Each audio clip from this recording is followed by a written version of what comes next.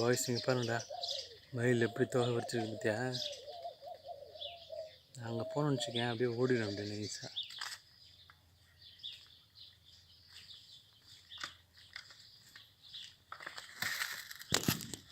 பார்த்துட்டியா?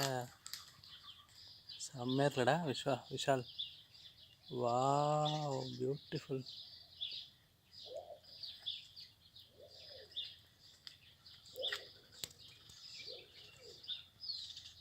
Super அல்ல? இதுதான் மயில், இந்தியாவின் தேசிய பறவை. ஓடிடுச்சுடா.